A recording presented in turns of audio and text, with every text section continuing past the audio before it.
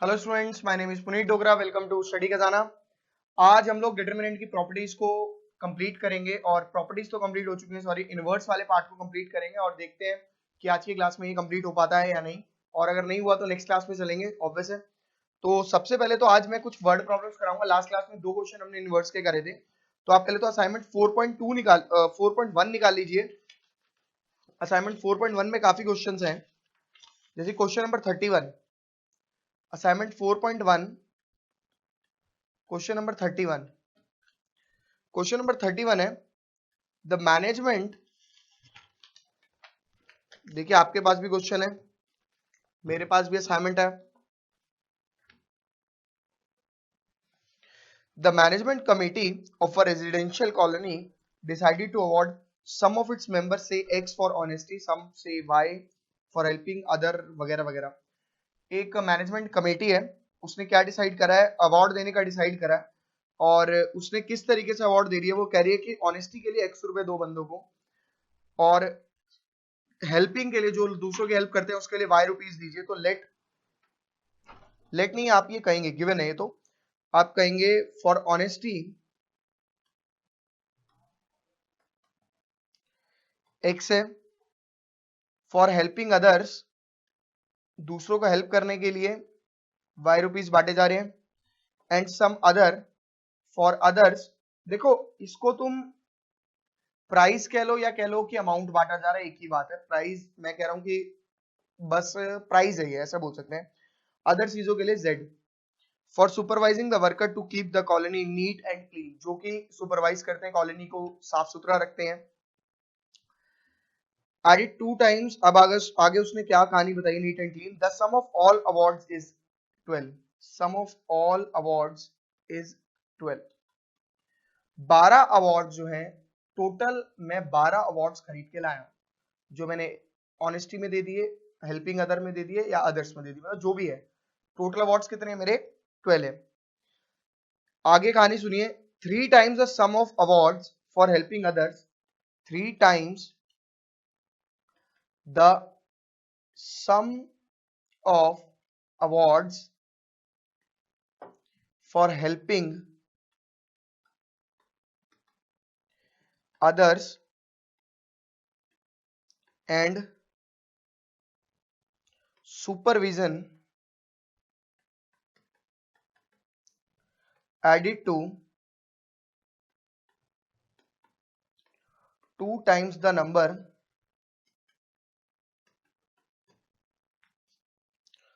of awards for honesty is 33।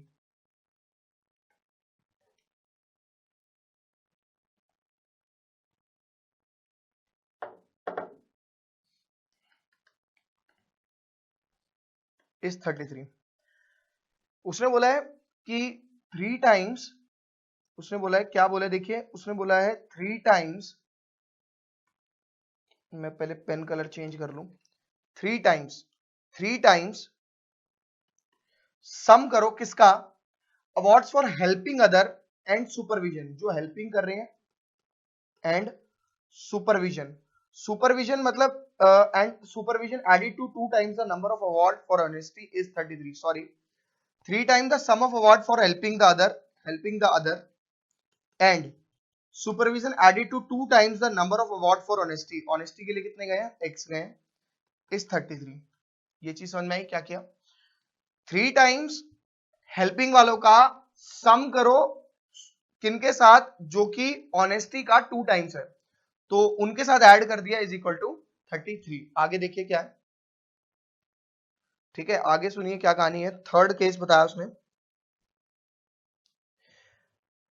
3 times the sum of award helping other and supervision added to 2 times the number of award is honesty is 33.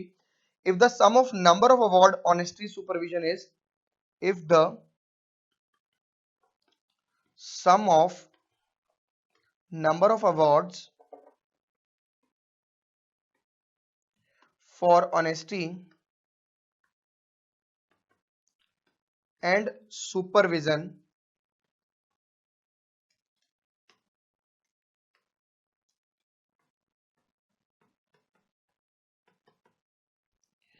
is twice the number of awards for helping others. अब इस line का मतलब समझ लेते हैं भाई। इस line का मतलब क्या है? इस लाइन का मतलब बड़ा सिंपल है, सम कर दो number of award for honesty. Honesty के लिए मैंने लेट करे हुए थे शायद x, एक बार देख लेता हूं, ऑनेस्टी के लिए y है, plus twice the number of award for helping other. Helping other वाले कितने हैं मेरे? हेल्पिंग अदर वाले शायद फिर x है, देख लेते हैं हेल्पिंग अदर कितना है मेरा। नहीं, ऑनेस्टी वाले x थे और हेल्पिंग अदर y थे।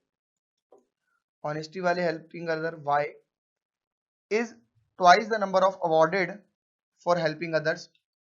उसने कहा क्या? उसने कहा सम करो number of awards for honesty and supervision. मैंने सही लिखे ना statement, honesty and supervision, honesty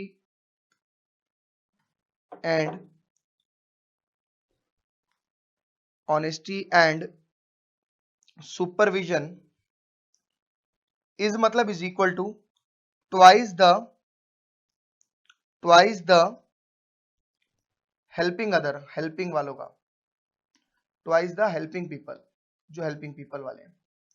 अब सुपरविजन वाले कौन से होते हैं? मतलब सुपरविजन वाले देखिए उसने लास्ट में बोला है कि Z for supervising the worker, नहीं, and some others are supervising. तो आप ये कह सकते हो कि जो Z था दैट बिलोंग्स टू अदर यानी सुपरविजन। और इसमें यहां गड़बड़ी हो गई, इसमें गड़बड़ी हो गई, उसने बोला था 3 times the sum of award for helping other and supervision added to। मैं तभी तो 3y plus z लेना था क्योंकि सुपरविजन वाले जो थे वो मेरे z थे। added to 2 times the number of award for honesty, added to 2 times the number of award for honesty is, honesty वाले x थे is 33। ये थी इक्वेशन। तो फर्स्ट इक्वेशन आपकी जो है वो तो ये बनेगी, सेकंड वाली ये बनेगी। मैंने पढ़ा नहीं उसे ढंग से, उसमें z जो बोला था वो बोला था अदर्स फॉर सुपरविजन, तो x फॉर ऑनेस्टी एंड वगैरह वगैरह, तो ये इक्वेशन बनेगी। और लास्ट जो इक्वेशन बनेगी वो बनेगी honesty plus supervision, honesty plus supervision is twice the helping people है y। तो यहां से आपकी 3 इक्वेशन आ गई हैं। पहले आप कॉपी कीजिए इन इक्वेशंस को फटाफट से। क्या करेंगे? पहले आप यहां से कॉपी करेंगे, ये तो गिवन है आपको, ठीक है। और उसके बाद अकॉर्डिंग टू क्वेश्चन तीनों का जो सम है, अवार्ड का सम वो इतना है।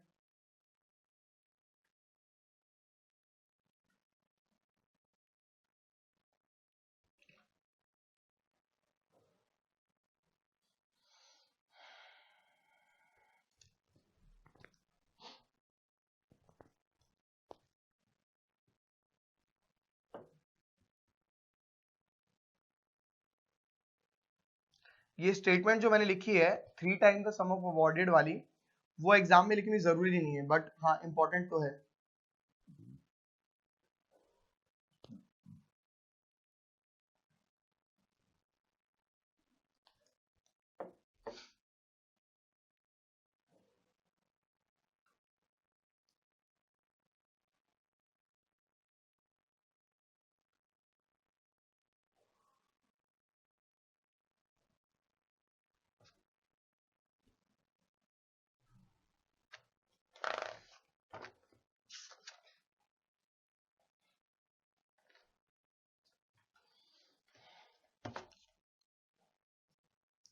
देखिए आते हैं इक्वेशंस पे। So required equations are x plus y plus z is equal to 12। दूसरी हमने बनाई थी ये वाली, इसको थोड़ा सा अच्छे से लिख देते हैं, 2x plus 3y plus 3z is equal to 33, ठीक है। और लास्ट इक्वेशन हमारी आई है, इसको कर लेते हैं x minus 2y plus z is equal to 0। अब क्या करेंगे आप? सबसे पहले तो इस क्वेश्चन का मैं बिल्कुल भी इनवर्स निकालना या एक्स वाई जेड की वैल्यू निकालनी नहीं सिखा रहा हूँ, अगले की सिखाऊंगा, बट आप यहाँ से निकाल सकते हो। कैसे निकालोगे पता है ना तरीका? Capital A is equal to 1 2 1, matrix method का यूज करोगे, उसमें लिखा भी हुआ है। इसलिए फिर बी आपका हो जाएगा 12, 33 और 0। फिर आपका एक्स जो हो जाएगा वो हो जाएगा XYZ। ठीक है, तो उसके हिसाब से आप कैलकुलेट कर लेंगे। बस ये क्वेश्चन था। नेक्स्ट क्वेश्चन कर रहे हैं।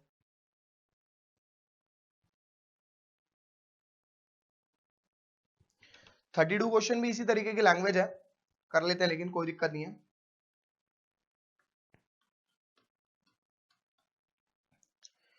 Ten students were selected from a school on the basis of values for giving awards. 10 student को सेलेक्ट किया गया अवार्ड्स देने के लिए, and were divided into 3 group. उसको 3 ग्रुप्स में बांट दिया गया। First group for hard worker, first group जो है वो हार्ड वर्कर वालों का है, जो हार्ड वर्क करते हैं बहुत ज्यादा। पहला ग्रुप इन्होंने बनाया हार्ड वर्कर वालों का।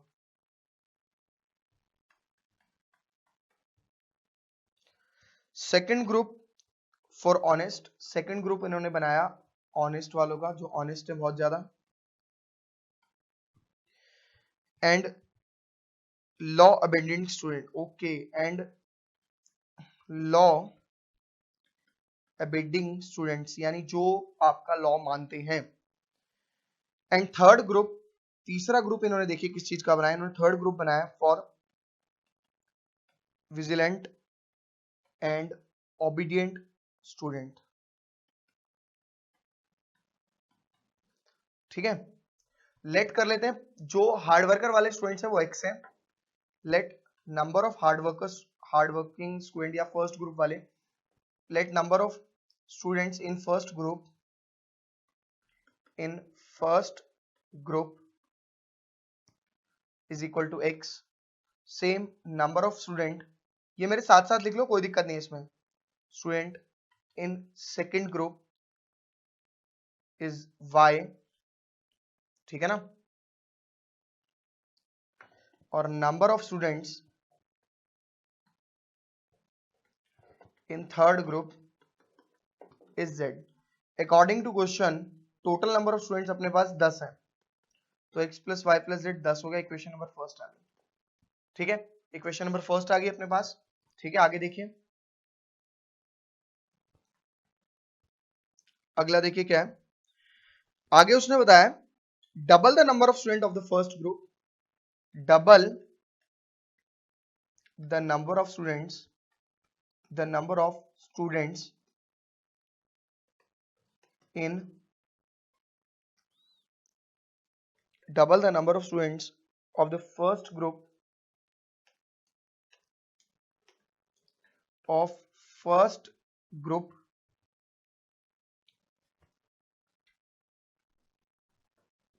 double the number of student of the first group। आगे सुनिए क्या लिखा है उसने, added to the number in the second group, okay,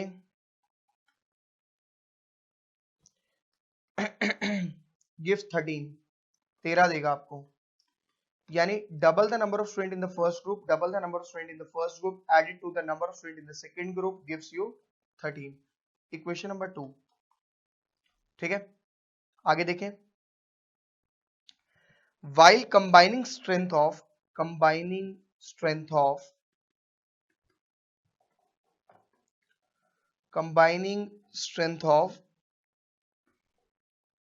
first and second group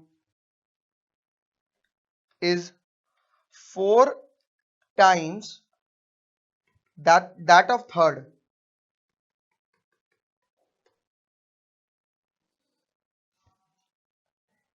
combining strength of first and second, combining strength of first and second is 4 times the third। Equation number 3 मैं इसको ऐसे लिखूंगा, x plus y minus 4z is equal to 0। Equation number third. अब solve first second third, देखिए solve equation first second third by using matrix. ऐसा ही उसने बोला बाय यूजिंग मैट्रिक्स। मैट्रिक्स का यूज किए बिना आप काम नहीं करेंगे, उसमें लिखा हुआ है, मैंने अपनी मर्जी से नहीं बोला। पहली इक्वेशन थी x plus y plus z equal to 10। दूसरी इक्वेशन देखिए क्या है, दूसरी इक्वेशन है 2x plus 2y equal to 13, 2x plus 2y plus 0z equal to 13, मैं जानबूझ के 0 लिख रहा हूं। और लास्ट इक्वेशन आपकी हो गई x plus y minus 4z equal to 0। तो अब मैं क्या करूंगा, इनको सिंप्लीफाई करूंगा by using matrix algebra method. देख लीजिए मेरे साथ साथ एक बार इसको, मैट्रिक्स अलजेब्रा मेथड को, कोई प्रॉब्लम नहीं है इसके अंदर। सबसे पहले तो ऐसे लिखेंगे 1 2 1 1 ये वाला, फिर 1 2 1 1 0 minus 4 into x Y Z is equal to capital B, ऐसे लिखेंगे। सबसे पहले क्या करेंगे, इसको लिखेंगे कैपिटल ए, ये पूरा पार्ट मेरा क्या कहलाएगा, कैपिटल ए।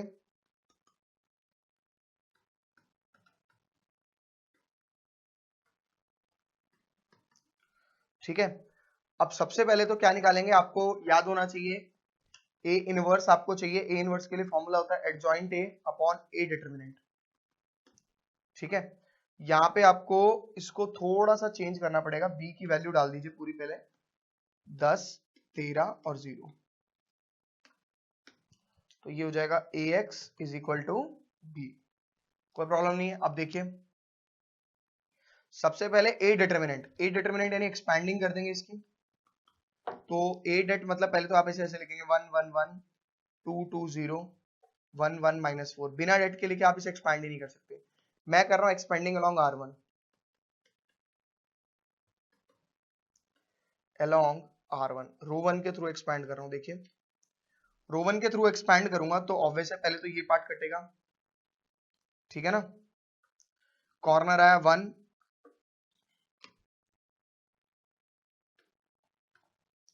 कॉर्नर आ गया 1 मल्टीप्लाई बाय -8 -0, फिर दूसरी टर्म होती है माइनस,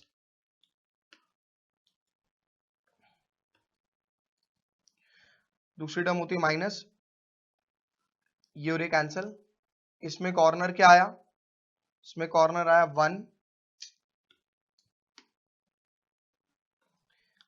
2 इंटू -4 -8 -0, ठीक है ना।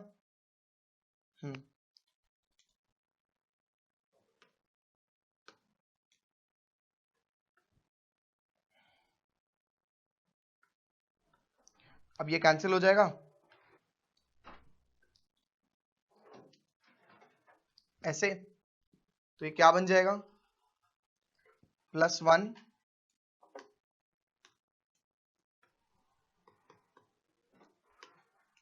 क्या हो रहा है ये, +1 मल्टीप्लाई बाय 2 इंटू 1 2 -2, इसकी एक्सपेंशन कर दी मैंने, ये आ गई -8 + 8 दैट इज इक्वल टू 0। पहले आप इसको लिख लो, फिर मैं बताऊंगा करना क्या है इसको। ऐसे फटाफट से लिखो इसे।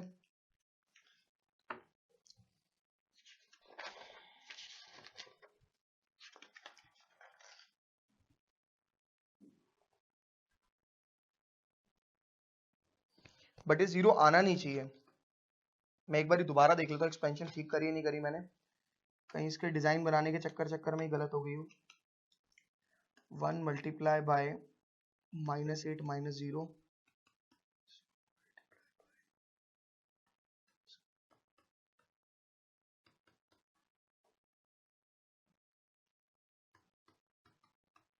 0 +8 -8, आंसर में तो नहीं दिखा रहा कि डिटरमिनेंट 0 आएगा अपना। क्वेश्चन नंबर 32,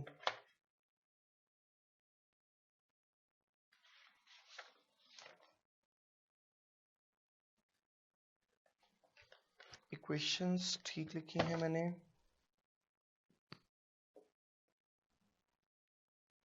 इक्वेशंस हैं x + y + z equal to 10, ठीक है। पहली first group comprise hard work वगैरह वगैरह वगैरह, double the number of student in the first group added to the number in second group, oh shit, double the number of student in the first group added in the second group. Second group में डबल करने के लिए नहीं बोला था, first group add to the number of the second group, second group में कहीं डबल करने के लिए नहीं बोला था। सेकंड ग्रुप में आप डबल नहीं करेंगे, ये एक बार इक्वेशन चेंज कर लो। सेकंड ग्रुप को मैंने गलती से ट्वाइस ले लिया, ध्यान मेरा कहीं और है आज, तो ये एक्सपेंशन पूरी चेंज हो जाएगी मेरी। छोटी सी गलती से पूरा क्वेश्चन कितना गलत हो जाता है। सेकंड ग्रुप में बस आप उस 2 को चेंज कर देंगे, ठीक है। बाकी तो सब कोई दिक्कत नहीं है, बस ये 1 कर देना और इसको भी 1 और इसको भी 1। अब expanding along R1, 1 multiply by -4 -0, तो -1 मल्टीप्लाई बाय -8 -0 +1 मल्टीप्लाई बाय 2 -1। देखा कितना फर्क आ गया, -4 +8 +1 5 आ गया भाई। ए डेट मेरा 5 है, पर मुझे ए डेट के अलावा क्या क्या चाहिए, कोफैक्टर्स निकालने। देखिए मैं कोफैक्टर निकालूंगा, A11, A12, A13, A21, A22, A23, A31, A32, A33।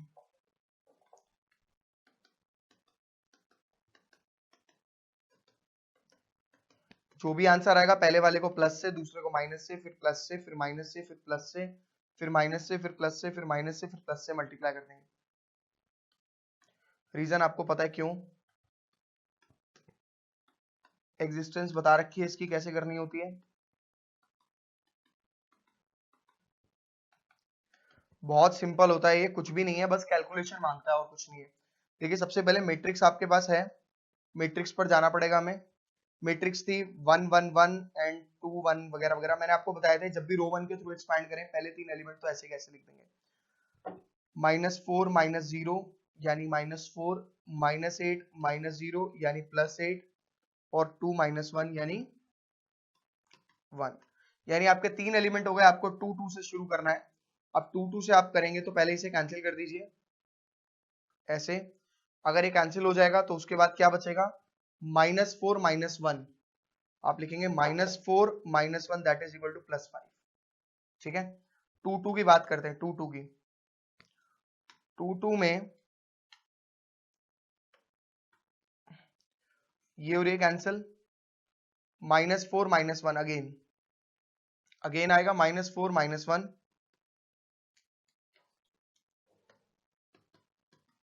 यानी -5। अब बात करते हैं आगे की 2 3 की। जब मैं बात करूंगा 2 3 की तो देख लीजिए एक बारी, second row third column cancel, corner से कोई लेना देना नहीं है। 1 मल्टीप्लाई बाय दिस 1, 1 -1 0। इत्तेफाक की बात है कि ये 0 ही आ रहा है, तो इसको तो कोई दिक्कत नहीं, 0 लिख देता हूं मैं डायरेक्ट। ठीक है, बारी आएगी 3 1 की, third row first column cancel, तो 0 -1 0 -1 -1 आंसर आ गया। 3 2, third row second column, third row second column, 0 -2 0 -2 हो जाएगा ये, कोई दिक्कत नहीं है, तो यहां लिख देंगे 0 -2। एक सेकेंड, +2 हो जाएगा। लास्ट बच गया अपना 3 3, थर्ड रो थर्ड कॉलम, ये कैंसिल, तो थर्ड रो थर्ड कॉलम को मैंने उठा लिया 1 -2, पहले ये और उसके बाद ये। ठीक है, आप अपने तरीके से करो, बात तो एक ही है। ठीक है ना, कोई फर्क नहीं पड़ने वाला। अब क्या करेंगे, इन कोफैक्टर्स को ट्रांसपोज की फॉर्म में लिखना है। आपको पढ़ाया गया था adjoint A is always equal to A11 A12 A13 A21 A22 A23 A31 A32 A33 का ट्रांसपोज, यही पढ़ाया था, इस पूरे का ट्रांसपोज। देखिए क्या करेंगे, सबसे पहले तो सॉरी -4 8 1 -4 8 1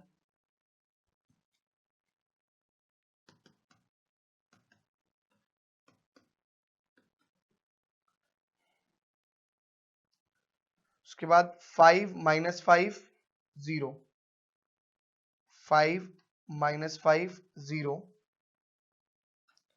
और लास्ट बच गया -1 2 -1। अब इसका क्या कर देंगे ट्रांसपोज, तो मेरा एडजॉइंट ए आ जाएगा। तो मैं कह सकता हूं कि adjoint A is equal to -4 8 1 5 -5 0 -1 2 -1। अब क्या करेंगे, ए इनवर्स का फॉर्मूला क्या होता है, adjoint A upon A determinant. A det हमने निकाला था अभी शायद -5 या 5 था, 5 था।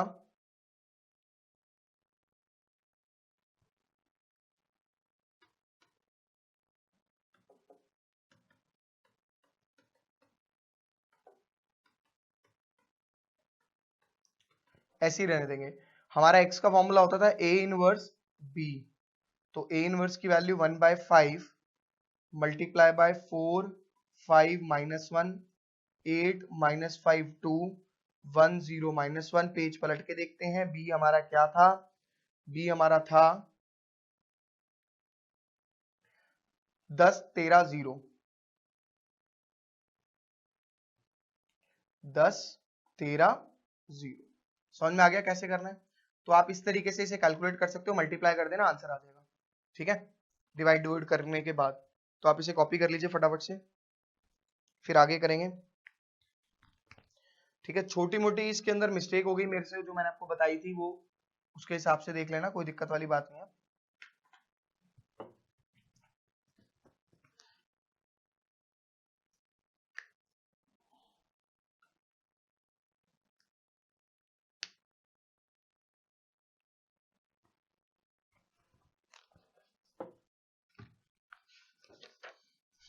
आपका आंसर आ जाएगा पूरा पूरा, जो भी है आंसर आ रहा है पीछे आप देख लीजिएगा, उसके अंदर आंसर दिया हुआ है 5 3 और 2, ऐसे ही कुछ आ रहा है मेरा भी। यहाँ पे आप कैलकुलेट करके देख लेना। 1/5 को बाहर ही रहने देना, पहले मल्टीप्लाई कर लेना। -40 + 65 + 0, उसके बाद इसको करेंगे मल्टीप्लाई इससे, तो ये हो जाएगा 80 - 65 + 0। अब करेंगे इसको इससे मल्टीप्लाई, तो हो जाएगा 10 + 0 + 0, तो ये आ गया 1/5 25 15 और 10। तो आपका XYZ क्या आ जाएगा, यहाँ लिखना पड़ेगा आपको XYZ। तो आपका XYZ आ गया 5 3 2। This is our XYZ। Therefore x is equal to 5, y is equal to 3 and z is equal to 2। बच्चे a इनवर्स के हमने लास्ट क्लास में भी 2 क्वेश्चन करे थे। आपको कुछ नहीं करना, आपको अगर यहाँ पे कोई दिक्कत आ रही हो तो आप घर जाके भी इन्हें ट्राई कर सकते हो। जो लास्ट क्लास में 2 क्वेश्चन पढ़ाए थे उन्हीं को पढ़ के उन्हीं के बेस पर आप इस क्वेश्चन को अप्लाई कर सकते हो। तो कोई दिक्कत नहीं है इसके अंदर, अगर आप सोच रहे हो। मेन बस मेरे को वर्ड प्रॉब्लम समझानी है कि वर्ड प्रॉब्लम को इक्वेशंस को में कैसे कन्वर्ट किया जाए।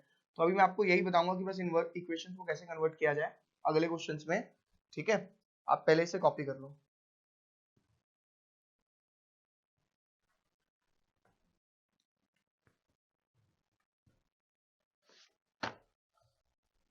क्वेश्चन नंबर 34 कराऊंगा, क्योंकि 33 सेम है, ऑनेस्टी रेगुलरिटी वगैरह वाले पे ही है।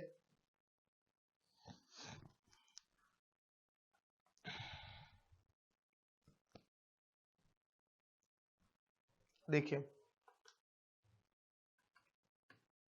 मेरे साथ साथ करना, आसान क्वेश्चन है।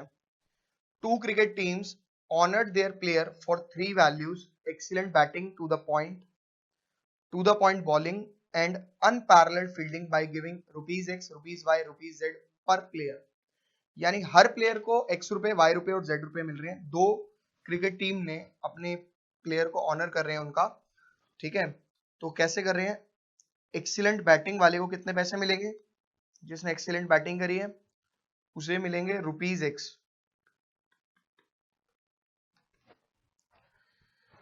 और जिन्होंने क्या किया है आगे सुन लीजिए, जिन्होंने टू द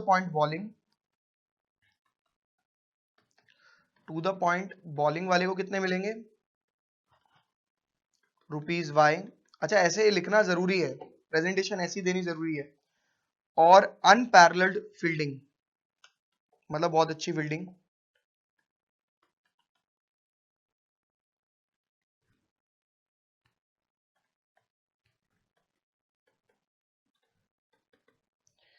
इसको मिल रहे ₹Z per player। The first team paid respectively 2, 2 and 1 player for the above value with a total prize money of 11 lakh.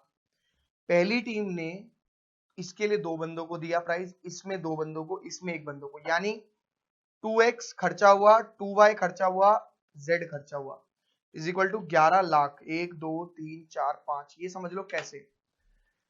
अगर मैंने एक प्लेयर का डिसाइड करा हुआ अमाउंट 5 लाख रुपया सपोज, तो अगर मैं 2 प्लेयर को प्राइस दे रहा हूं तो मेरे 10 लाख लगेंगे। उसने यही बोला है कि एक्सीलेंट बैटिंग वाले को 2 प्लेयर सेलेक्ट करे गए, टू द पॉइंट बॉलिंग वाले 2 प्लेयर सेलेक्ट करे गए, अनपैरेलल्ड फील्डिंग वाले 1 प्लेयर सेलेक्ट किया गया। तो ऑब्वियस है कि एक्सीलेंट बैटिंग वाले 2 प्लेयर को 2x अमाउंट मिलेगा, क्योंकि एक को x मिल रहा था तो 2 को 2x। Same to the point bowling वाले को एक को प्राइस मिल रहा था y रुपीज, अब कितना मिलेगा 2y, और थर्ड वाले के लिए z। आगे पढ़ते हैं, आगे कहानी क्या है। और उसने बोला total prize money of 11 lakh, ये मैंने लिख दिया। While the second team paid, ये फर्स्ट टीम ने पे किया, first team paid, second team ने पे किया है 122। 122 मतलब इसमें एक सेलेक्ट किया, इसमें 2 और इसमें 1, ठीक है, ऐसे सेलेक्ट किया। तो सेकंड टीम ने क्या किया, 1x plus 2y plus z is equal to 9 lakh. 1 2 3 4 5, 9 lakh रुपया। आगे कहानी समझ लेते हैं इनकी क्या बोली है। सो इन्होंने, if the total award money for the one person each of these values amount to 6 lakh, ये समझ में नहीं आया line. if the total award money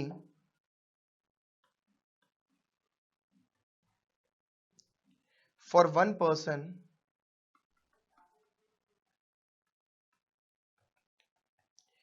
each for these value amount is 6 lakh, इसका क्या मतलब है।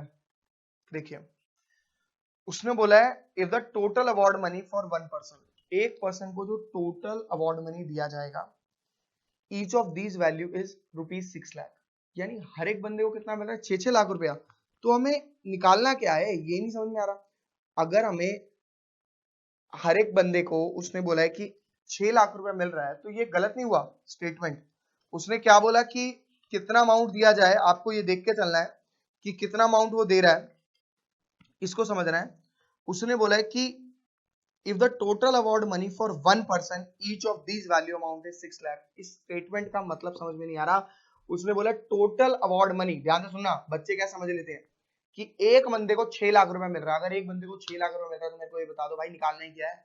बंदे तुम्हें पता है, पैसे जितने देने वो तुम्हें पता है, तो निकालोगे क्या।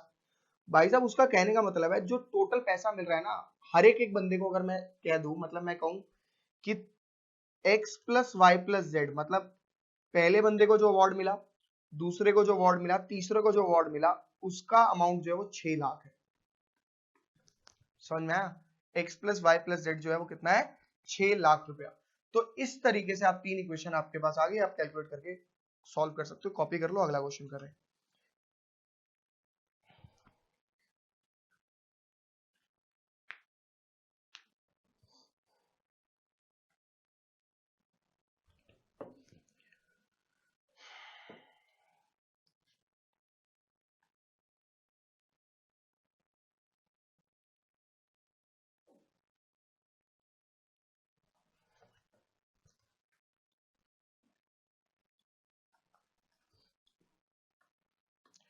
क्वेश्चन नंबर 35, दो स्कूल से P and Q wants to award their selected student, अपने selected student को अवार्ड देना चाहते हैं फॉर डिसिप्लिन, पोलाइटनेस, पंचुअलिटी के लिए। The school P wants to award x rupees, y rupees, z rupees each, हर एक के लिए। P ने डिसाइड करा भाई कि वो पंचुअलिटी के लिए कितना पैसा देगा। उसने बोला है नहीं, 3 चीजें ना, हाँ, डिसिप्लिन के लिए x रुपए दे रहा है, उसके बाद खर्चा कर रहा है पोलाइटनेस के लिए y रुपए का खर्चा, और पंचुअलिटी के लिए z रुपए का खर्चा।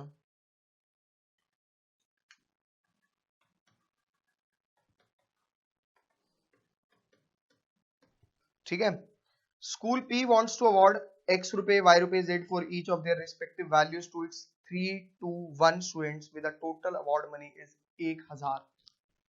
इसके 3, इसके 2 और इसका एक बंदा वो सेलेक्ट करके लाए हैं, जिन पे टोटल इन्होंने जो खर्चा करा है वो करा है 1000 रुपए। 1000 रुपए शायद बहुत बड़ी रकम नहीं है, कोई घबराने की कोई बात नहीं है।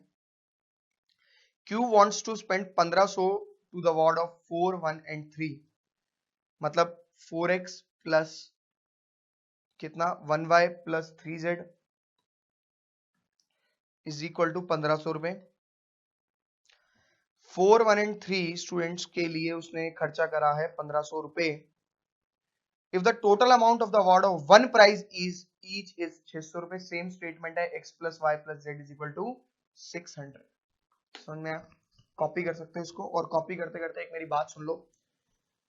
लास्ट क्लास में मेरे पास एक पेरेंट्स आया, उनकी बच्ची डिप्रेशन में चली गई थी पढ़ाई की वजह से, और उसके पीछे कहीं ना कहीं मतलब जो रीजन है वो बच्चे की स्ट्रेस लेने का है। देखो मैं आपसे ये कहूंगा कि पढ़ाई वेरी इंपॉर्टेंट पार्ट और ऑफ आवर लाइफ, हमारी लाइफ का सबसे इंपॉर्टेंट पार्ट है और सबसे अच्छा पार्ट है। लेकिन अगर आप ये सोचो कि सिर्फ पढ़ाई से ही आप आगे बढ़ सकते हो और उस पर स्ट्रेस लेने लग जाओ, तो आप अपना नुकसान कराते रहोगे। ऐसा कभी नहीं होता, ऐसा कुछ नहीं होता। ठीक है, अगर आप लोग चाहो तो देखिए, हर बच्चा, मैं आपको ये भी बता दूं, पढ़ के कुछ नहीं करता है, मतलब सब कुछ नहीं करता है, अपनी लाइफ नहीं बनाता।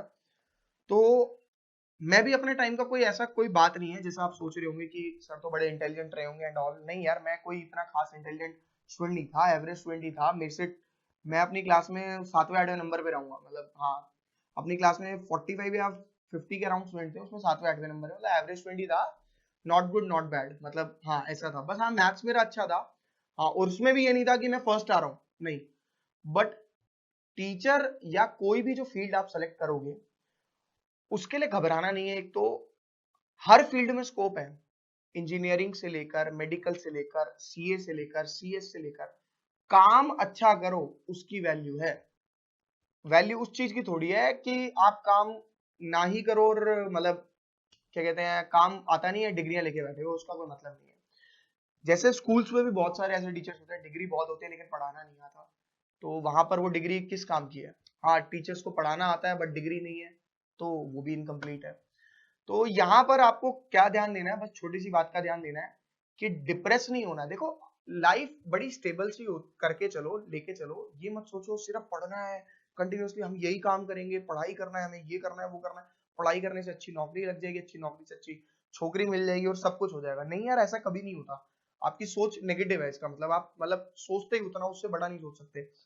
आप गूगल जैसी कंपनी की बात करो, गूगल में 60% एम्प्लॉयज ग्रेजुएट भी नहीं है, लेकिन गूगल गूगल है आज की डेट में, सबको पता है गूगल क्या है भाई। तो ये जरूरी थोड़ी होता है कि पढ़ के ही आप एक बढ़िया मकाम पे पहुंच सकते हो। मैंने ऐसे स्टूडेंट्स देखे हैं, जो बंदे का नाम नहीं लूंगा मैं, he is failure in class 9th, he is failure in class 9th। वो क्लास 9th का फेलियर था। उसने क्या किया, बंदे ने फेल होने के बाद 10th में गया, मतलब जैसे मेरी जान पहचान जो हुई, वो फेल होने के बाद 10th में हुई उससे। तो जब वो 10th में गया तो उस बंदे ने, मतलब मैं मतलब फेल हुआ और मैं उसकी क्लास में आया 9th में, 9th हुई, 10th हुई, 11th हुई, 12th हुई। जब 10th हमने दोनों ने कवर करी, मेरा नाम पुनीत था, जस्ट पीछे बैठता था मेरे, और मैं उसे पेपर दिखाया करता था, टिपवाया करता था। उस बंदे ने 9th क्लियर करी, 10th क्लियर करी, 11th में उसे कॉमर्स विदाउट मैथ्स मिली, आईपी मिली। और स्कूल वाले तो वो भी नहीं दे रहे थे, स्कूल वाले तो कह रहे थे कि हम ह्यूमैनिटीज देंगे। ठीक है, उसने रिक्वेस्ट करके जैसे तैसे करके कॉमर्स विद आईपी ली, कॉमर्स विद आईपी ली, फिर वही 55% 50% मार्क्स आए हैं, और बीकॉम कर रहा था कॉरेस्पॉन्डेंस से। मतलब उसको लगता था कि उसकी लाइफ में कुछ नहीं होगा। उसे घर वाले उसे सुनाते रहते रोज कि भाई तू कुछ नहीं कर सकता अपनी जिंदगी में, ये वो फिर, मतलब फेलियर था अपनी क्लास का। उस बंदे ने कहा यार मैं मतलब पढ़ाई से मतलब पढ़ना चाहता ही नहीं एंड ऑल, लेकिन उसको ये था कि मुझे कुछ बनना है, मतलब जो चीज उसने बननी थी वो अभी मैं बताऊंगा। उस बंदे ने उसके लिए स्टडी शुरू करी, और उसके लिए स्टडी करी, ग्रेजुएशन लटक पटक के ग्रेजुएशन उसने क्लियर करी। करते करते करते करते एंड हो गया, ग्रेजुएशन करते करते आ गया। 3 साल की ग्रेजुएशन 3 साल में भी नहीं हुई, 4 साल में हुई। उसकी ग्रेजुएशन, ठीक है। अब जब ग्रेजुएशन कंप्लीट हुई उसने एग्जाम क्लियर कर दिया, एक्सरसाइज इंस्पेक्टर, समझते हो क्या होता है? एसएससी सीजीएल का एग्जाम क्लियर करा उस बंदे ने, एक्साइज इंस्पेक्टर बोलते हैं इसको, सबसे लोएस्ट पोस्ट है वो, एक्साइज कस्टम डिपार्टमेंट में था वो, लग गया। और उसके बाद उसने एक और पेपर दिया, इनकम टैक्स इंस्पेक्टर बन गया, मतलब देता रहा पेपर कंटिन्यूअसली। और उसने कहा कि मैंने 18 या 19 एग्जाम दिए थे बट मेरा कोई भी एग्जाम क्लियर नहीं हुआ, मेरा कोई भी एग्जाम क्लियर नहीं हुआ। लेकिन उसके बाद जब एग्जाम क्लियर होने लगे ना तो कॉन्टिन्यूअसली अपने आप हो गए बिना प्रिपरेशन के। लेकिन उसे ये पता था कि मेरे को क्या बनना है, मेरे को एक गवर्नमेंट एम्प्लॉय बनना है। उसने उसके लिए ट्रैक को पकड़ा और उसको फॉलो किया। आपको क्या करना है, आपको इंजीनियर बनना है, आप उस ट्रैक को पकड़ के फॉलो करो। ये स्टडी आपकी लाइफ में यूज थोड़ी होने वाली है। कोई बंदा बिजनेसमैन बनना चाहता है, अपने पापा का बिजनेस संभालना चाहता है, संभालो भाई, बहुत बढ़िया बात है, दिक्कत क्या है, बहुत अच्छी बात है। अगर आप ऐसा काम करोगे, आप अगर ऐसा काम करोगे तो आगे जाके ग्रोथ ही लोगे ना, मतलब पापा का बिजनेस संभालो और आगे बढ़ाओ, उसके लिए पढ़ाई की क्या जरूरत है? तो जरूरी नहीं है, ये मत सोचो कि पढ़ाई करे बिना मतलब सब कुछ हो जाता है। मतलब मैं खुद उस लड़की को देखकर डिप्रेस सा हो गया और आज मेरा मूड इसीलिए खराब था बहुत, कि यार वो लड़की पढ़ने में इतनी बढ़िया, 10th में अच्छा स्कोर किया, 11th में अच्छा स्कोर किया, लेकिन 12th में जब वो पहुंची तो उसने क्या किया, बेचारी डिप्रेस हो गई सिर्फ पढ़ाई को लेकर। देखो एवरीथिंग जो है वो, हर एक चीज जो है वो पढ़ाई नहीं है, नहीं तो सचिन तेंदुलकर नहीं होता, ये चीज समझो। तो ये बड़ा सबसे अच्छा एग्जांपल है सचिन तेंदुलकर का, अमिताभ बच्चन का, जो हमारे और भी बहुत सारे ऐसे लोग हैं जो ग्रेजुएशन भी नहीं करी, जिन्होंने, जिनको हम लोग ग्रेजुएट मतलब चाहते ही नहीं कि अगर ग्रेजुएशन कर भी लेंगे तो क्या हो जाएगा। नरेंद्र मोदी जी को जानते ही हैं सभी, आज की डेट में ऐसा कोई भी बंदा नहीं है जो नहीं जानता, भारत के प्रधानमंत्री हैं। और ये सोचो एक चाय वाला जब प्रधानमंत्री बन सकता है तो कोई भी इंसान कुछ भी कर सकता है, ठीक है ना। तो जो भी काम करना है दिल से करना है, हमें बस एक टारगेट सेट होना चाहिए, उसके लिए काम करना है। पढ़ाई करके नौकरी के लिए काम नहीं करना, और नौकरी के बाद छोकरी के लिए काम नहीं करना, ठीक है ना। छोकरी तो सबको मिल जाती है, उसमें तो कोई बड़ी बात नहीं है, ठीक है। तो चलिए आगे चलते हैं, बैक टू वर्क। बेटा अगला क्वेश्चन जो है हमारा वो है, तो प्लीज कोई भी बच्चा इस तरीके की हरकतें ना करे कंटिन्यूसली। बच्चे 15-15 16-16 घंटे पढ़ते हैं और डिप्रेस हो जाते हैं, और मतलब मेरे को बड़ा दुख होता है कि यार बच्चे ने ऐसा क्यों करा। ठीक है, मतलब आप डेली पढ़ो बट थोड़ा थोड़ा पढ़ो, और ये मत पढ़ो कि घंटों के हिसाब से, मैथ्स को 1 घंटा देना, साइंस को ऐसा ऐसा कुछ नहीं है। मैथ्स के 5 क्वेश्चन करने हैं, 7 क्वेश्चन करने हैं, बहुत है बस। केमिस्ट्री पढ़ रहे हैं, इतना पार्ट करा, बात खत्म। एक लिमिट बनाओ अपनी कि भाई मैंने इतना काम करना है, और जितनी मैंने आज की क्लास में अगर ये क्वेश्चन कराया, आप सिर्फ यही क्वेश्चन करके आओ बस, और कुछ नहीं करूंगा। आप ये ठान लो कि मैं यही क्वेश्चन करूंगा और कुछ करूंगा भी नहीं, ठीक है। आ गए, मतलब मेरे को समझ में आ गए, बस बहुत। कोई प्रैक्टिस नहीं करनी, इतने क्वेश्चन करने दोबारा बस, और कुछ नहीं करना। तो मैं होमवर्क देता भी नहीं हूँ, जितना क्लास में कराता उतना कर लो, आपका अपने आप पेपर क्लियर हो जाएगा, कोई दिक्कत नहीं आएगी, ठीक है। तो ऐसे नहीं करो कि कंटिन्यूसली पढ़ते रहो पढ़ते रहो पढ़ते रहो भाई। टारगेट किया 5 क्वेश्चन, 5 खत्म, छठा भी नहीं करूंगा, चाहे मेरे पास आधा घंटा बचा चाहे 1 घंटा बचा, बस मैंने काम कर लिया, आगे चलूंगा। खेलो कूदो, फोन से थोड़ा बचो। और आजकल तो पता ही है डिस्ट्रैक्शन के लिए बहुत सारी चीजें, फोन है और पता नहीं क्या क्या चीजें आते हैं। School A and B wants to award their selected student for the value of sincerity, truthfulness and helpfulness. बकवास क्वेश्चंस है, मतलब ऐसे ऐसे अवार्ड बताए मैं जो मैंने स्कूल में आज तक नहीं सुने भाई, मेरे स्कूल में तो नहीं थे, तुम्हारे में होंगे तो मुझे नहीं पता।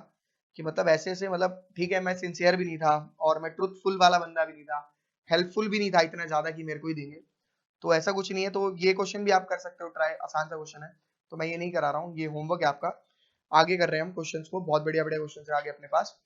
एक दो क्वेश्चन ऐसे थे जो रह गए थे, मुझे कराने थे, कंप्लीट नहीं हुआ है, अभी 1 मार्क्स वाला पार्ट बचा है आपका। बट 1 मार्क्स वाले के लिए जो बैकग्राउंड में शीट है वो शीट लेकर आएंगे आप लोग, तब मैं कराऊंगा। 4.2 असाइनमेंट के क्वेश्चन नंबर 58 पर आ जाओ। Assignment 4.2 question number 58।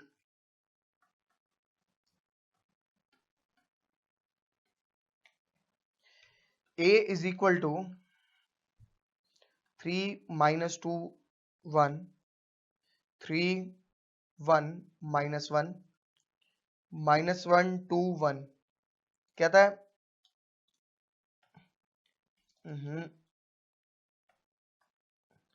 Find a inverse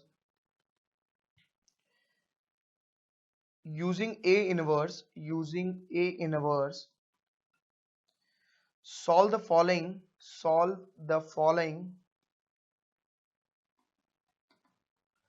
system of equation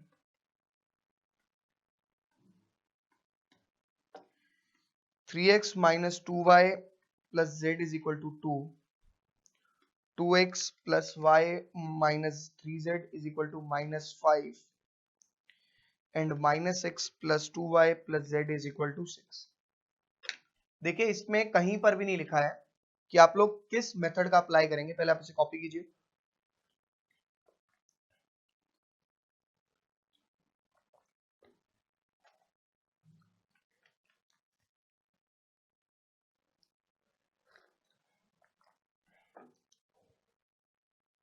देखिए इसमें कहीं नहीं लिखा है कि बाय यूजिंग कौन सा मेथड, आपको ये दिया हुआ है, कहता है एक तो इसका इनवर्स निकालो और ऊपर से फिर जब आप ये करने बैठो तो इसके अंदर अलग से इनवर्स निकालो, फिर एक्स वाई जेड निकालो। मतलब कितनी बकवास है यार, कौन करेगा इतना काम एक ही क्वेश्चन में? मतलब लगे रहे, मतलब लगे रहे, ऐसे ही होता है क्या? नहीं नहीं, ऐसा कुछ भी नहीं है।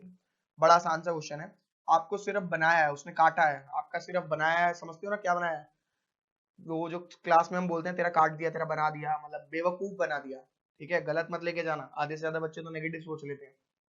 ठीक है ना, मतलब बेवकूफ को जो हम बोलते हैं दोस्तों की भाषा में, सभी को पता है वो भाषा में इस्तेमाल नहीं कर सकता, लेकिन एवरीबडी नोज दैट। तो फिलहाल हम इस पे आते हैं, बैक टू वर्क। क्वेश्चन में क्या है? क्वेश्चन में सबसे पहले तो आपको इसका इनवर्स निकालना है। बच्चे मैट्रिक्स मेथड का यूज करेंगे, उसके पीछे रीजन है कि आपका जो भी इक्वेशन वाले क्वेश्चन होते हैं दैट इज इन ऑन आपके इसके अंदर क्या नाम है अपना मैट्रिक्स डिटरमिनेंट वाले मेथड में, तो आप इसी का इस्तेमाल करेंगे और कुछ भी अप्लाई नहीं करेंगे।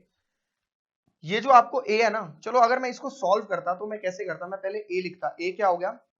3 2 1 माइनस 2 1 2 और 1 माइनस 3 1, ऐसे लिखता। फिर बी मेरा हो जाता 2 माइनस 5 6। भाई ये और ये ए में कोई फर्क नहीं है, देख लो पहले, हाँ है ना? यानी ए इनवर्स मुझे एक ही का निकालना है, सिर्फ इसका। देखिए मतलब ए इनवर्स निकाल देता हूं मैं, सिंपल सी बात है। क्या करूंगा? पहले तो ए डेट निकालूंगा, 3 2 1 minus 2 1 2 1 minus 3 1, expanding along R1,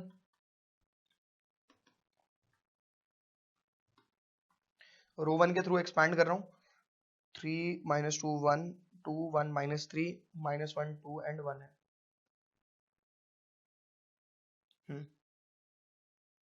ठीक है, देखिए 3 बाहर आएगा, आपको क्लियरली पता है ये और ये कैंसिल होंगे अपने, 3 बाहर आएगा, 1 माइनस 3 2 जा 6, ये माइनस 6 होगा, यानी प्लस 6 लिख सकता हूँ इसको। उसके बाद माइनस ये और ये गया, तो मैं कह सकता हूँ कि कॉर्नर मेरा आएगा -2 के साथ, तो +2 लिखूंगा इसको मैं, 2 माइनस और ये 3 रहेगा। उसके बाद लास्ट कॉर्नर आया मेरा 1 मल्टीप्लाई बाय 4 माइनस +1, तो भाई साहब ये आ गया 3 इंटू 18 माइनस 2 प्लस 5, तो 18 3 जा 54 माइनस 1 माइनस 4 51, 51 आ गया। अरे यार मैंने क्या लिख दिया, 6 और 1 तो 7 होता है, 7 3 से 21 होना था।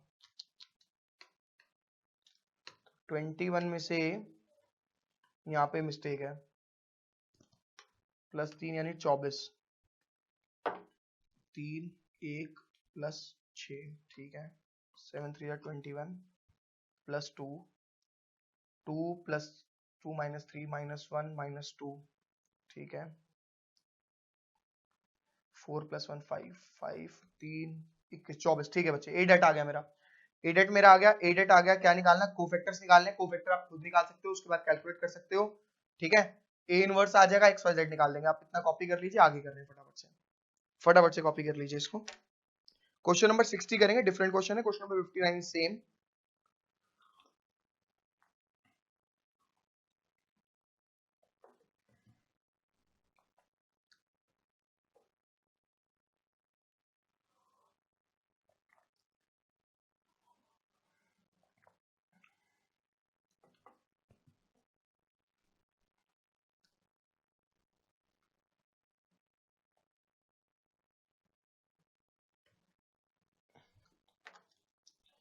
क्वेश्चन नंबर 60,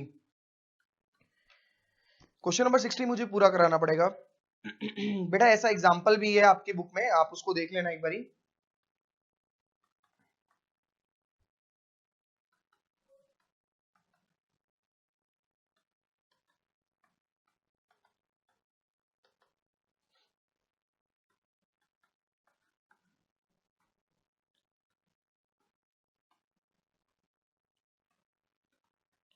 ए और बी दिया हुआ है, कहता है फाइंड बी ए। ओके, बी ए पास हो जाओ, बी ए पास तो हो जाओ, पर बी ए पास देखना नहीं है ना। Find B A and use the following system of equation and find, वो नीचे की बकवास जो दी हुई है, कहता फाइंड नीचे की बकवास, और नीचे की बकवास में देख लेता हूं क्या है। Find B A and solve y plus 2z is equal to 7,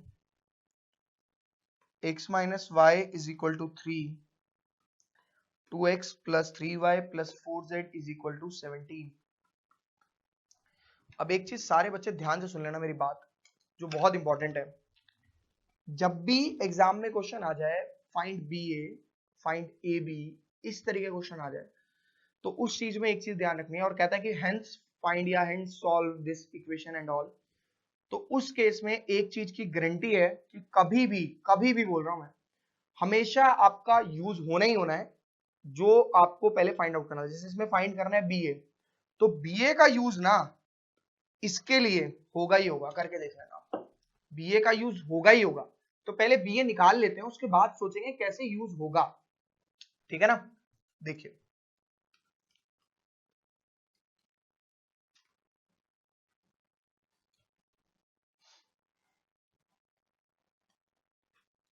देखिए सबसे पहले बीए 1 माइनस 1 0, नीचे लिखता हूं, यहाँ पे हो नहीं पाएगा पूरा, और कितना नीचे जाएगा ये, 2 3 4 0 1 2 multiply by 2 2 minus 4 2 minus 4 2 minus 1 5, इसको मल्टीप्लाई करना है मुझे। देखिए नॉर्मल सी मल्टीप्लीकेशन अप्लाई करेंगे आप लोग, 1 मल्टीप्लाई बाय 2 2 माइनस 2, उसके बाद सॉरी प्लस 4, क्योंकि आपका मल्टीप्लाई होता है ये पार्ट इससे। तो देखो मैं इसके रफ में करूंगा, 2 प्लस 4 प्लस 0 यानी 6 आ गया मेरा, समझ में आ रहा है। आगे देखें, फिर एरोप्लेन फिर उड़ेगा, एरोप्लेन फिर क्रैश होगा, इसमें क्रैश होगा। तो कैसे करेंगे, इस पे क्रैश होगा तो 2 माइनस 2 प्लस 0, ये 0 रहेगा। फिर एरोप्लेन फिर उड़ेगा, एरोप्लेन फिर क्रैश होगा, एरोप्लेन फिर उड़ा, एरोप्लेन फिर क्रैश, क्या हो जाएगा इसकी क्रैशिंग पावर, क्या हो जाएगी इसकी क्रैशिंग पावर हो जाएगी -4 प्लस 4 एंड 0, तो 0। समझ में आ रहा है। आप इसे पूरा मल्टीप्लाई करके देखो, पूरा, मैं आपको गारंटी दे रहा हूं ये आएगा, अरे भाई रुक जा, ये आएगा 0 6 0 0 0 6, ये आ गया मेरा बीए। ध्यान से सुनना पहले, बीए को शायद मैं ऐसे लिख सकता हूं, बीए इज इक्वल टू 6 1 0 0 0 1 0 0 0 1। तो मैं लिख सकता हूं B A is equal to I, 6 I, sorry क्यों आई, कब आई, कहां आई, हमें नहीं पता, but B A equal to 6 I. आगे कहानी समझते हैं। आपको मैं बता दूं, जो आपको 3 इक्वेशन दी थी, मैं दोबारा यहां लिख रहा हूं एक बारी, आपके पास 3 इक्वेशन जो दी हुई थी वो यहां लिख रहा हूं मैं दोबारा। वो इक्वेशन थी आपके पास y plus 2z equal to 7, x minus y is equal to 3, 2x plus 3y plus 4z is equal to 17। अब आधे से ज्यादा बच्चे बोलते हैं सर इसका बिना यूज करे डायरेक्ट बीए निकालने के लिए बोला था, मैंने निकाल दिया है, अब एक्स वाई जेड को निकालने बैठता हूँ और कैलकुलेट करता हूँ और आंसर निकालता हूँ। तो मैं बोलूंगा बेटा बिल्कुल ही गलत है, नंबर कट जाएंगे, कोई दिक्कत नहीं, आपको नंबर मिलेंगे नहीं उसके, आपका काम सारा खराब हो जाएगा, आपकी मेहनत सारी डूब जाएगी। इसको मैं देखो कैसे लिखने वाला हूं। इसको मैं इक्वेशन को सबसे पहले मैं इस इक्वेशन को लिखूंगा। मैं लिख रहा हूं 2x plus 3y plus 4z equal to 17।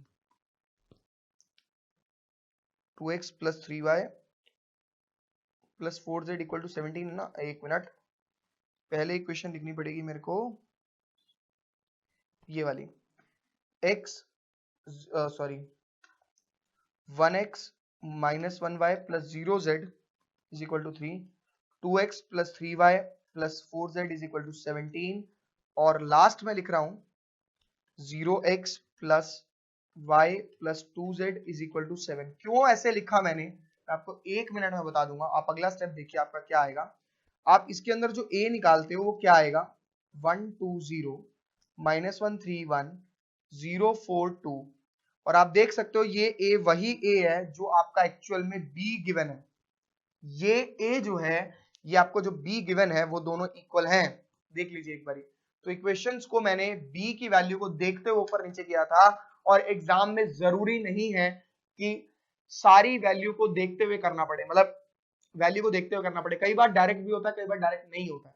मैं दोबारा रिपीट कर रहा हूं, जो क्वेश्चन में बी दिया हुआ है और जो यहां पे हमने ए निकाला है वो दोनों सेम है। तो आप इसको ए नहीं लिख सकते, आप इसको लिखेंगे बी। आप इसको लिखेंगे बी। ए तो वैसे भी नहीं लिख सकता, इसको मैं ए डैश या कुछ इस तरीके की टर्म लिखता। तो आपका ये जो बी है और ये वाला जो बी गिवन था, ये दोनों सेम ये सेम गिवन थे। मैंने क्या किया था, मैंने देखा 2x plus 3y plus 4z, यहाँ पे मेरे को दिखा 2x plus 3y plus 4z वाला पार्ट। तो इसका मतलब ऊपर नीचे, यानी ये इक्वेशन नंबर सेकंड बनेगी। अब दूसरे की बात करें, x minus y equal to 3, यानी 1x माइनस 1y और 0, यानी ये इक्वेशन नंबर 1 बनेगी। तो ऑब्वियस है तीसरी वाली जो फर्स्ट वाली होगी वो थर्ड बन जाएगी। तो ऊपर नीचे देखते हुए मैंने इसको करा। अब सुनो आगे कहानी। आगे कहानी बड़ी सिंपल है। आपने अभी निकाला है बी ए इक्वल टू आई, आपको तो बी इनवर्स चाहिए, बी ए इक्वल्स टू आई निकाला है। तो आप कह सकते हो ना कि a is equal to I upon B, जिसको मैं बोल सकता हूं कि i इंटू बी की पावर -1, और इसको शायद ऐसे भी लिख सकते हैं a is equal to B की पावर -1, यानी a जो है वो b इनवर्स के इक्वल है। सॉरी सॉरी 6i था, ये 6i आया था ना आपका, तो 6 को डिवाइड में ले लेते हैं। तो b इनवर्स क्या हो जाएगा, 1/6 ऑफ a, यानी b inverse is equal to 1/6। a की वैल्यू उठा के डाल दो, a की वैल्यू क्या है 2 2 -4 -4 2 -4 2 -1 5। करा क्या है क्वेश्चन में, ये समझो जरा ध्यान से। A B equal to I, B inverse चाहिए था, डिवाइड में ले गया और मेरा आंसर आ जाएगा। कोई दिक्कत नहीं है, सिंपल सा क्वेश्चन है, बस ध्यान से करना है। मतलब ये क्वेश्चन कंपैरेटिवली उन क्वेश्चन से आसान है जो हम सॉल्व कर रहे हैं। बी ए इक्वल टू समझ में आ गया कैसे करा मैंने, बी इनवर्स। अब मेरा जो फॉर्मूला होगा वो हो जाएगा, देखो हमारा होता था A X is equal to B होता था ना, तो अब आप इसकी डिनोटेशन चेंज कर देंगे। इसको कर देना कैपिटल बी और इसको कर देना सी। तो आप कहोगे x is equal to B inverse C. तो x मतलब X Y Z is equal to B inverse लिख देता हूं मैं,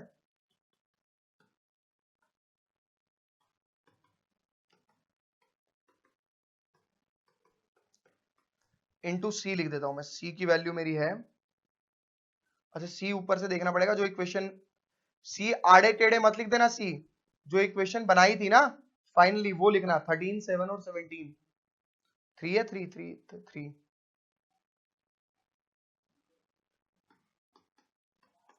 इसको बस सॉल्व कर लेना, आपका आंसर आ जाएगा। 3 17 और 7 है ना, एक बार देख लो। हाँ वही है, फटाफट से इसे कॉपी कीजिए फटाफट से। यहां से इसका सॉल्यूशन शुरू है, यहां से। तो आज की क्लास में इतना ही करेंगे, अगली क्लास में 1 मार्क्स वाले क्वेश्चन करेंगे, प्लस आपको एक मार्क्स वाले क्वेश्चन करेंगे, और साथ में वो भी करेंगे, क्या नाम है अपना, पैरेललोग्राम का एरिया निकालना, ट्राइंगल का एरिया निकालना और ये सब। बट आप ये पीछे वाली मेरे जो बैकग्राउंड की शीट दे रखी है, शीट आप लेकर आएंगे जरूर याद से, ठीक है, भूलना नहीं है इसको।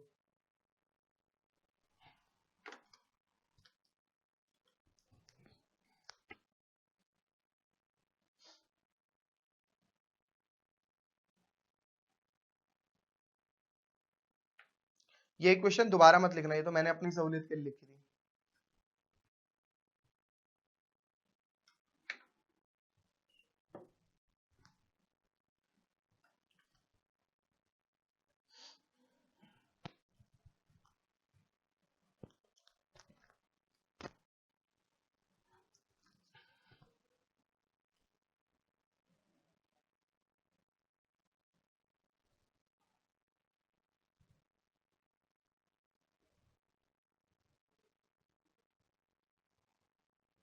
अभी इन क्वेश्चन को लिख लेना।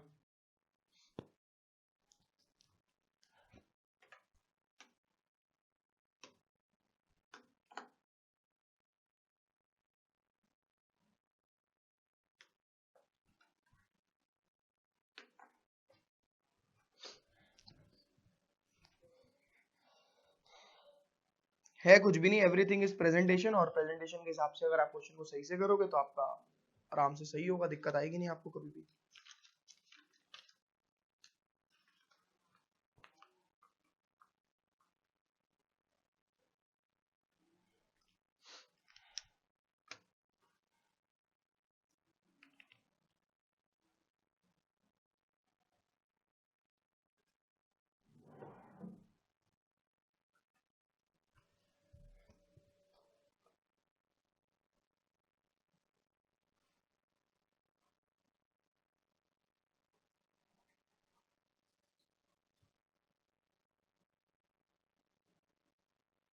अच्छा, मल्टीप्लाई करने का आपका खुद का काम है, अगली क्लास में शीट जरूर लेकर आना, बता रहा हूं मैं तुम लोगों को।